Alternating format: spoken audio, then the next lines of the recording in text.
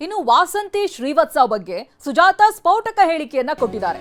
SIT ಮುಂದೆ ಸುಜಾತ ಸ್ಫೋಟಕ ಹೇಳಿಕೆಯನ್ನ ನೀಡಿದ್ದಾರೆ.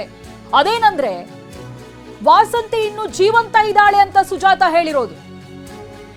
ಸುಜಾತ ಭಟ್ ಹೇಳಿಕೆಗೆ ಎಸ್ಐಟಿ ಅಧಿಕಾರಿಗಳೇ ಶಾಕ್ ಆಗಿದ್ದಾರೆ.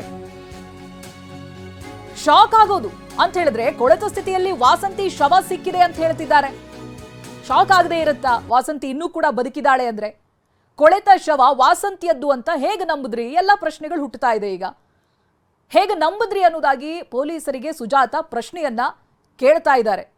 ಎಸ್ಐಟಿ ಅಧಿಕಾರಿಗಳ ವಿಚಾರಣೆಯಲ್ಲಿ ಸುಜಾತ ಕೊಟ್ಟಿರುವಂತ ಹೇಳಿಕೆ, ಅದ್ರ ಜೊತೆಗೆ ಪೊಲೀಸರು ಅಲ್ಲ ಸುಜಾತಾಳೆ ಪೊಲೀಸರಿಗೆ ಪ್ರಶ್ನೆಯನ್ನ ಹಾಕಿರೋದು. ಆ ಕೊಳೆತಿರುವಂತಹ ಶವ ವಾಸಂತಿದು ಅಂತ ಹೆಂಗ್ ನಂಬುದ್ರಿ ನೀವು ಅಂತ. ಯಾಕೆಂತ ಹೇಳಿದ್ರೆ ವಾಸಂತಿಯ ಶವ ವಾರಗಳ ನಂತರದಲ್ಲಿ ಕೊಳೆತ ಸ್ಥಿತಿಯಲ್ಲಿ ಪತ್ತೆಯಾಗಿತ್ತು. ಆಕೆ ಹಾಕಿರುವಂತಹ ಬಟ್ಟೆಯ ಮೇಲೆ ಅದು ಆಕೆಯದ್ದೇ ಶವ ಅನ್ನೋದಾಗಿ ಗುರುತಿಸಲಾಗಿತ್ತಂತೆ. ಆ ನಂತರದಲ್ಲಿ ಎಲ್ಲ ಕಾರ್ಯಗಳು ನಡೆದಿದೆ. ಈಗ ಸುಜಾತ ಕೊಡ್ತಾ ಇರುವಂತಹ ಹೇಳಿಕೆ ನಿಜಕ್ಕೂ ಶಾಕ್ ಆಗ್ತಾ ಇದೆ. ಎಸ್ಐಟಿ ಅಧಿಕಾರಿಗಳೇ ಶಾಕ್ ಆಗಿದ್ದಾರೆ ಈ ಹೇಳಿಕೆಯಿಂದ.